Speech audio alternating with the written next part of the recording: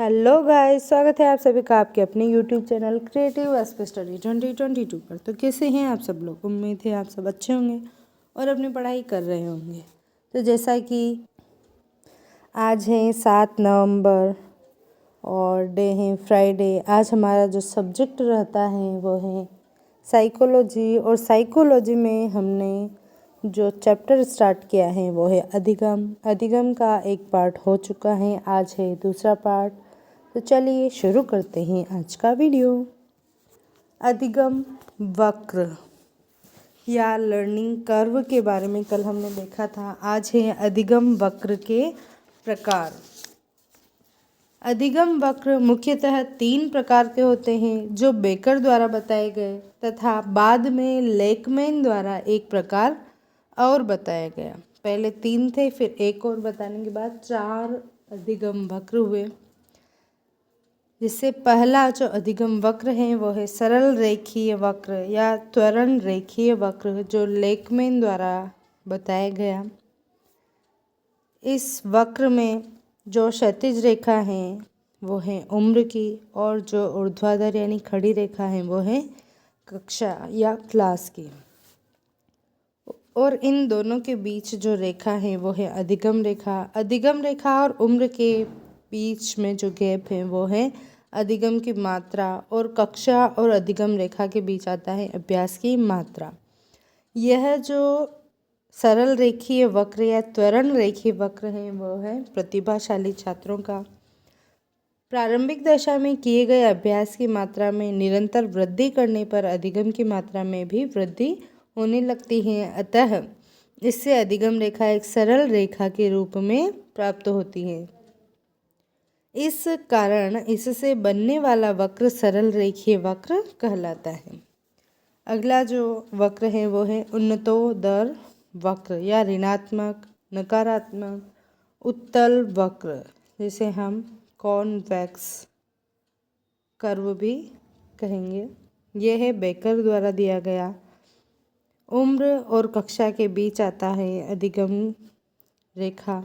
अधिगम रेखा इसमें पहले उठती हैं, फिर गिरने लगती हैं और बीच में अधिगम का पठार बन जाता है। क्योंकि अधिगम रेखा उठकर गिरती है तो इससे अधिगम के पठार का निर्माण होता है।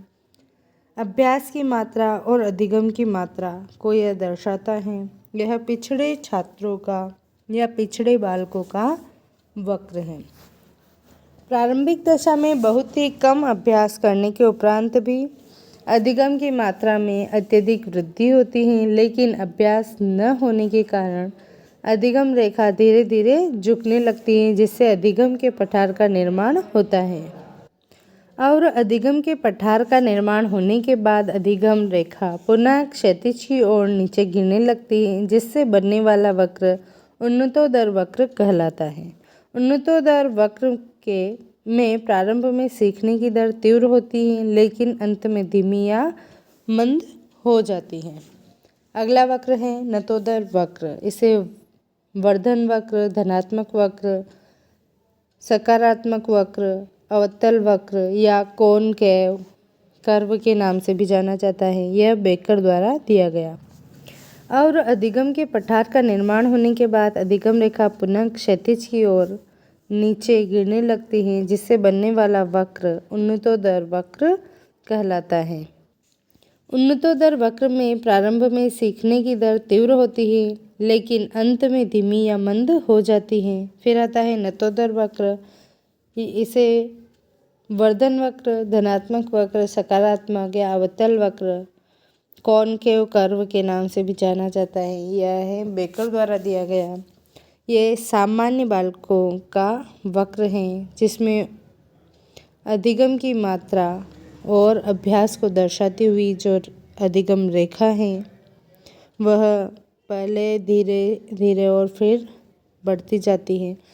प्रारंभिक दशा में बहुत ही अधिक अभ्यास करने के उपरांत भी अधिगम की मात्रा में बहुत ही कम वृद्धि होती है, लेकिन अभ्यास की मात्रा में और वृद्धि करने पर धीरे धीरे अधिगम की मात्रा में भी वृद्धि होने लगती है। अतः इससे बनने वाला वक्र नतोदर वक्र कहलाता है। अधिगम के इस वक्र में प्रारंभ में सीखने की दर मंद होती है, लेकिन अंत में तीव्र होती है। चौथा जो कर्व है वो अंतिम आखिरी लास्ट कर्व है, जिसका नाम है मिश्रित या एस आकृति वक्र। यह बेकर द्वारा दिया गया। यह सृजनशील बालकों का वक्र है। इसमें अधिगम जो रेखा है वो एस या सर्पाकृति में होती है। बालक बालिकाओं के द्वारा अपने अभ्यास में निरंतर कमी या वृद्धि करने के उपरांत अधिगम की मात्रा में भी कमी या वृद्धि होने लगती है, अतः इसे बनने वाला वक्र मिश्रित वक्र कहलाता है। कोई नई चीज़ सीखना प्रारंभ करते हैं तो यह बढ़ जाता है, और जैसे ही नई चीज़ सीख ली तो वो कुछ समय के लिए रुक जाते हैं, तो वापस अधिगम रेखा गिरने लगती है। फिर कोई नई चीज़ मिलती है, वो वापस सीखना स्टार्ट करते हैं तो वापस उठने लगती है। इस प्रकार सृजनशील बालक एक ही टॉपिक पर टिके नहीं रहते, नई नई चीज़ें सीखते हैं, तो उनका वक्र मिश्रित वक्र या एस आकृति वक्र में बदल जाता है। अधिगम का पठार। अधिगम के पठार शब्द का सर्वप्रथम प्रयोग जेरोम ब्रूनर तथा सैमुअल क्रिक द्वारा किया गया। सीखने सिखाने की प्रक्रिया में स्थिरता को प्रकट करने वाला प्रारूप ही अधिगम का पठार कहलाता है। या अधिगम का पठार वह प्रारूप है जिसमें सीखने सिखाने की प्रक्रिया में बालक बालिकाओं की उन्नति एवं अवनति का प्रत्यक्ष बोध नहीं होता। या अधिगम का पठार वह तत्व है जो बालक बालिकाओं की अधिगम अक्षमता को प्रकट करता है। अधिगम के पठार का निर्माण तब होता है जब कोई बालक कुछ नया सीखने का प्रयास करता है। स्किनर के अनुसार अधिगम का पठार एक क्षैतिज विस्तार है जिससे सीखने सिखाने की प्रक्रिया में बालक बालिकाओं की उन्नति एवं अवनति का प्रत्यक्ष बोध नहीं होता। रोस के अनुसार अधिगम का पठार सीखने की प्रक्रिया की प्रमुख विशेषता है जो उस अवधि को व्यक्त करता है जिसमें सीखने की मात्रा में कोई उन्नति न हुई हो। रेक्स व नाइट के अनुसार जब कोई व्यक्ति सीखने की एक अवस्था पर पहुंचने के बाद दूसरी अवस्था में प्रवेश करता है तो अधिगम के पठार का निर्माण होता है। अधिगम के पठार के बनने के कारण। अधिगम का पठार क्यों बनता है? तो अधिगम का पठार इसलिए बनता है कि कभी अभ्यास की कमी हो जाती है, थकान, शारीरिक या मानसिक थकान होने के कारण, जटिल विषय वस्तु के कारण, अनुचित शिक्षण विधियाँ, अधिगम योग्य वातावरण का न होना, निम्न आयु स्तर, परिपक्वता की कमी, बालक बालिकाओं की मानसिक क्षमताओं का समाधान तत्काल न होना, अभिप्रेरणा की कमी, निम्न रुचि स्तर, निम्न आईक्यू स्तर और निम्न मनोवृत्ति। अधिगम के पठार को दूर करने के उपाय। अब अधिगम के पठार को दूर कैसे किया जाए? तो अधिगम योग्य वातावरण का निर्माण करना, अधिगम के मध्य अंतराल रखना, अभ्यास की मात्रा में वृद्धि, बालकों की मानसिक समस्याओं का समाधान तत्काल किया जाए, वैयक्तिक भिन्नता के कारण शिक्षण करवाया जाए, वैयक्तिक भिन्नता के अनुसार शिक्षण करवाया जाए, नवीन शिक्षण विधियों का प्रयोग, शिक्षण सहायक सामग्री का प्रयोग किया जाए, बालक बालिकाओं को सीखने के लिए अभिप्रेरित करना, बालक बालिकाओं की विषय वस्तु के प्रति रुचि उत्पन्न करना, आयु स्तर के अनुसार विषय वस्तु सिखाना आदि। अधिगम के प्रमुख सिद्धांत। व्यवहारवादियों के अनुसार अधिगम के सिद्धांत अनुकूलित अनुक्रिया सिद्धांत, जिसे CR थ्योरी या कंडीशनल रेस्पॉन्स थ्योरी के नाम से भी जाना जाता है, यह पावलोव द्वारा दिया गया 1904 में रूस में। पावलोव की पुस्तक है साइकोपैथोलॉजी ऑफ एनिमल। ये एक शरीर शास्त्री थे। इन्होंने कुत्ते की लार ग्रंथि पर प्रयोग किया जिसका नाम है पैरोटिडिया, कान के नीचे पाई जाती है। इस सिद्धांत के अन्य नाम या उपनाम हैं अनुबंधन सिद्धांत, शास्त्रीय अनुबंधन, क्लासिकल थ्योरी सिद्धांत, अधिगम का परंपरागत सिद्धांत, अधिगम का प्राचीन सिद्धांत, अधिगम संबंध प्रत्यावर्तन, अधिगम का चिर सम्यक सिद्धांत, अधिगम का संकेत सिद्धांत। पावलोव ने अपने सिद्धांत का प्रतिपादन करते समय दो प्रकार के उद्दीपकों पर बल दिया। पहला स्वाभाविक उद्दीपक और दूसरा अस्वाभाविक उद्दीपक, और लिखा कि स्वाभाविक उद्दीपक के माध्यम से स्वाभाविक क्रिया होती है और अस्वाभाविक उद्दीपक के माध्यम से अस्वाभाविक क्रिया होती है। UCS यानी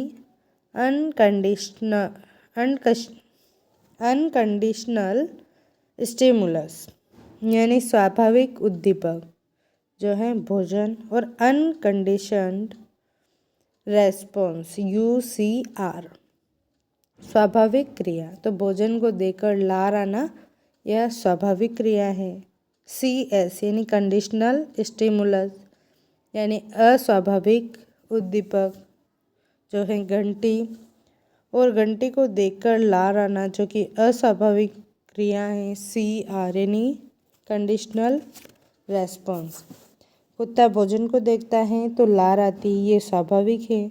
कुत्ता घंटी को देखता है और लार आती है, अस्वाभाविक है, वो कुत्ते के स्वभाव में नहीं होती। लेकिन एक समय ऐसा आएगा जब कुत्ता घंटी की आवाज़ से ही लार गिराने लगेगा। इस सिद्धांत में उसे ऐसा ट्रेंड किया जाएगा। तो अनुकूलित अनुक्रिया से आशय क्या है? जो क्रिया पूर्व में भोजन के माध्यम से हो रही थी वही क्रिया अब घंटी के माध्यम से होने लगे तो उसे अनुकूलित अनुक्रिया कहते हैं। जैसे UCS से कुत्ता UCR यानी स्वाभाविक क्रिया करता है, फिर धीरे धीरे उसे अनुकूलित जो पद है CS UCS और कुत्ता क्या करेगा UCR यानी घंटी बजाएंगे, फिर खाना देंगे, कुत्ता लार गिराएगा। यह स्वाभाविक क्रिया है कि वह अभी भी खाने से ही लार गिरा रहा है, लेकिन पहले घंटी बजी है। ऐसा रोज किया जाएगा तो यह अनुकूलित पद है कि उसे अनुकूलन बिठाया जा रहा है। तो पहले घंटी बजेगी, फिर खाना आएगा, फिर कुत्ता लार गिराएगा। ऐसा डेली होगा तो कुत्ता घंटी की आवाज़ से समझने लगेगा कि अब खाना आने वाला है और वह लार गिराने लगेगा। तो फिर एक समय ऐसा आएगा कि CS यानी जो घंटी की आवाज़ है कंडीशनड स्टिमुलस, इससे यह लार गिराता है CR यानी कंडीशनड रेस्पॉन्स जो अस्वाभाविक क्रिया है। और ये जो आदत डाली गई है वो धीरे धीरे अगर डेली उसे खाना नहीं दिया जाए, सिर्फ घंटी ही बजाई जाए तो ये वापस आदत छोड़ जाएगी। तो किसी अस्वाभाविक उद्दीपक द्वारा स्वाभाविक क्रिया का होना अनुकूलित अनुक्रिया है। पावलोव ने अपने सिद्धांत का प्रतिपादन करते समय दो प्रकार की क्रियाएं बताई। पहली स्वाभाविक क्रिया, दूसरी अस्वाभाविक क्रिया। स्वाभाविक क्रिया यानी अनानुबंधित क्रिया जो कि है भोजन, और अस्वाभाविक क्रिया अनुबंधित क्रिया जो कि है घंटी। अतः पावलोव के सिद्धांत में घंटी के माध्यम से लार का आना एक अनुबंधित या अस्वाभाविक क्रिया है तथा घंटी एक अस्वाभाविक या अनुबंधित उद्दीपक है।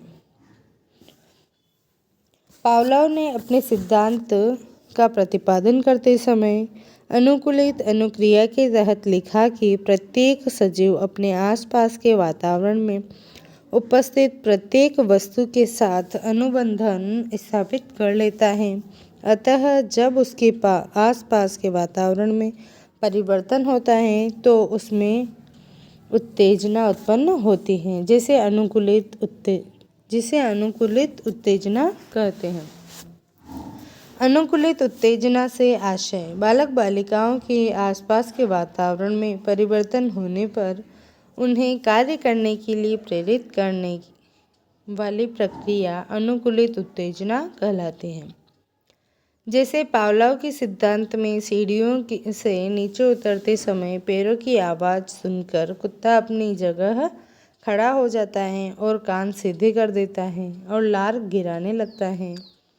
विद्यालय की घंटी बजने से पूर्व छात्रों द्वारा अपना बैग बंद करना, खेल के मैदान में किसी खिलाड़ी द्वारा दौड़ प्रारंभ होने से पूर्व ही अपनी पोजीशन ले लेना, ये अनुकूलित उत्तेजना है। पावलोव के सिद्धांत में पावलोव के सिद्धांत को अनुबंधन सिद्धांत के नाम से भी जाना जाता है। अनुबंधन से आशय पुनरावृत्ति के आधार पर निर्मित क्रिया अनुबंधन कहलाती है। पावलोव को अनुबंधन का जनक माना जाता है तथा पावलोव को 1904 में अनुबंधन के लिए नोबेल पुरस्कार से सम्मानित किया गया, जो चिकित्सा के क्षेत्र में पाचन क्रिया पर था। जैसे विद्यालय की घंटी बजने पर छात्रों द्वारा अपना बस्ता बंद करना, घर की चाबियां रखने का स्थान या खूंटी बदल देने के उपरांत भी पुराने स्थान पर ही चाबी रखने के लिए आना, कक्ष में शिक्षक के आने पर छात्रों द्वारा अभिवादन करना, ग्रामीण महिलाओं द्वारा दिन में 3 बजे चाय पीना। पावलोव ने अपने सिद्धांत का प्रतिपादन करते समय अनुबंधन के 4 प्रकार बताए। पहला, सहकालिक अनुबंधन। वह अनुबंधन जिसमें अस्वाभाविक एवं स्वाभाविक दोनों एक साथ प्रस्तुत किए जाए, दोनों उद्दीपक जो है एक साथ प्रस्तुत किए जाते हैं तो उसे सहकालिक अनुबंधन कहते हैं। जैसे घंटी एवं भोजन दोनों एक साथ प्रस्तुत करना। दूसरा, विलंबित अनुबंधन। वह अनुबंधन जिसमें अस्वाभाविक एवं स्वाभाविक उद्दीपक के मध्य बहुत ही कम समय अंतराल हो या अधिकतम 5 सेकंड का अंतराल हो तो बनने वाला अनुबंधन विलंबित अनुबंधन कहलाता है। इसमें जो अंतराल होता है वो 3 से 5 सेकंड का अंतराल होता है। जैसे 5 सेकंड पूर्व घंटे बजाकर भोजन प्रस्तुत करना। तीसरा है अवशेष अनुबंधन। अवशेष अनुबंधन वह अनुबंधन जिसमें अस्वाभाविक एवं स्वाभाविक अनुबंधन के मध्य बहुत ही अधिक समय अंतराल हो तो बनने वाला अनुबंधन अवशेष अनुबंधन कहलाता है। जैसे 1 घंटे पूर्व घंटी बजाकर भोजन प्रस्तुत करना, इसमें अनुबंधन हो भी सकता है और नहीं भी, लेकिन विलंबित में अनुबंधन हो जाता है। चौथा जो अनुबंधन है वो है पश्चगामी अनुबंधन। वह अनुबंधन जिसमें स्वाभाविक उद्दीपक प्रस्तुत करने के बाद अस्वाभाविक उद्दीपक प्रस्तुत किया जाए तो बनने वाला अनुबंधन पश्चगामी अनुबंधन कहलाता है। जैसे भोजन प्रस्तुत करने के बाद घंटी बजाना, इसमें अनुबंधन नहीं होता है क्योंकि आवश्यकता पूर्ति पहले ही हो चुकी है तो कुत्ता घंटी पर ध्यान नहीं देगा। पावलोव के अनुसार विलंबित अनुबंधन सर्वश्रेष्ठ प्रकार का माना जाता है, जबकि पश्चगामी अनुबंधन सबसे निम्न स्तरीय अनुबंधन माना जाता है। पावलोव ने अपने सिद्धांत का प्रतिपादन करते समय महत्वपूर्ण शब्दावली प्रस्तुत की। पहला, विलोपीकरण या विलोपन। अनुक्रिया में लंबे समय तक स्वाभाविक उद्दीपक प्रस्तुत न करने पर अनुबंधन समाप्त हो जाता है, जिसे विलोपीकरण कहते हैं। किसी आदत का बनना अनुबंधन है तो आदत का छूटना विलोपीकरण। घंटी के माध्यम से लार का आना बंद हो जाना, जैसे एक समय के लिए भोजन को देकर कुत्ते की लार आती थी, फिर घंटी के माध्यम से घंटी भोजन लार के माध्यम से फिर घंटी लार होने लगा। लेकिन बार बार एक ही प्रोसेस हुई कि घंटी बजाई लेकिन भोजन नहीं आया तो कुत्ता आगे चल के समझ जाएगा कि मुझे पागल बना रहे और वो लार गिराना बंद कर देगा। तो यही क्या है, विलोपीकरण या विलोपन।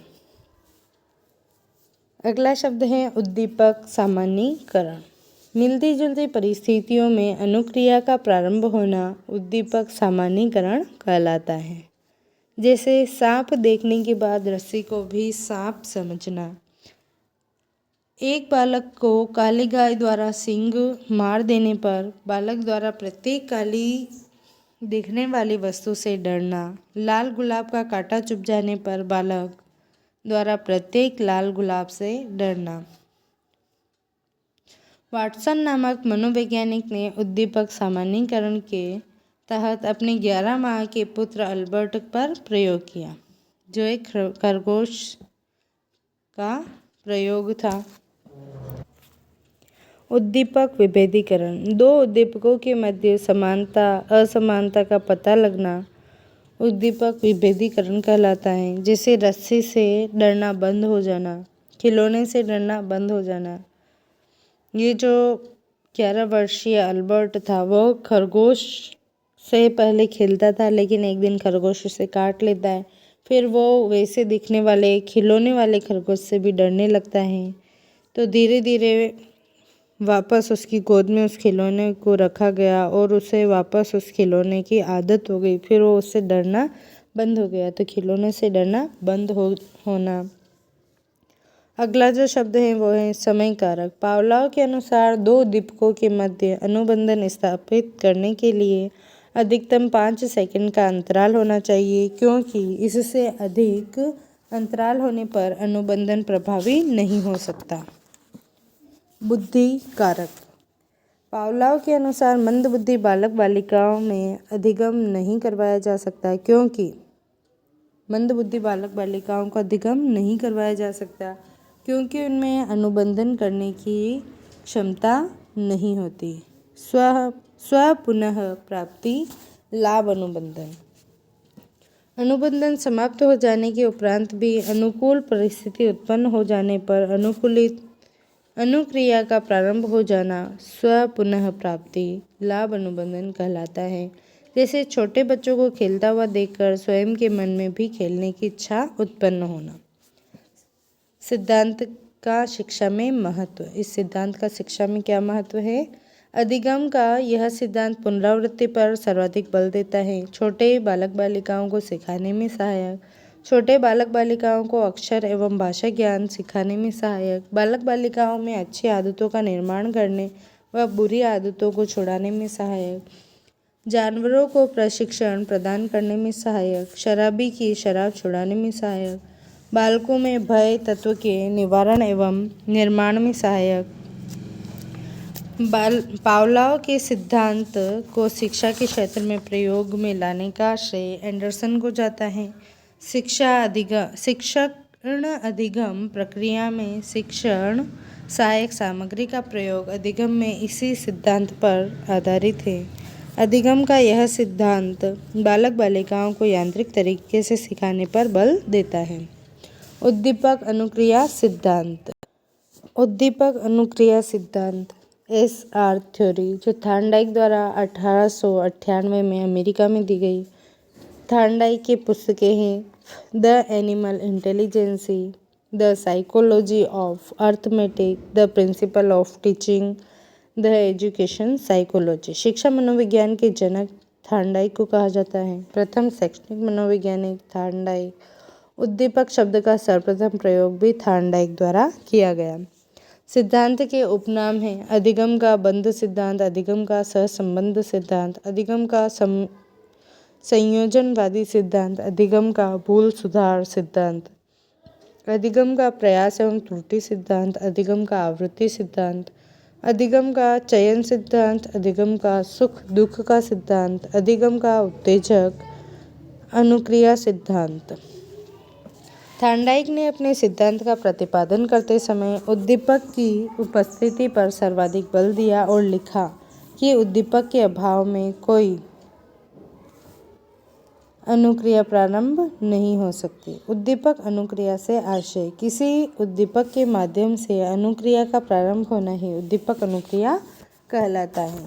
थॉर्नडाइक ने अपने सिद्धांत का प्रतिपादन करते समय उद्दीपक की उपस्थिति पर सर्वाधिक बल दिया और लिखा कि जब भी बालक बालिकाओं के समक्ष कोई नवीन उद्दीपक प्रस्तुत होता है तो बालक उससे प्रभावित होकर विभिन्न प्रकार की अनुक्रियाएं करने लगता है, परंतु प्रारंभिक अनुक्रियाएं गलत या त्रुटिपूर्ण होते हैं, लेकिन निरंतर अभ्यास करने से के उपरांत उसकी त्रुटियों की मात्रा में कमी होने लगती है और उसका अधिगम प्रभावी हो जाता है। थॉर्नडाइक ने अपने सिद्धांत का प्रतिपादन करते समय भूखी बिल्ली पर प्रयोग किया।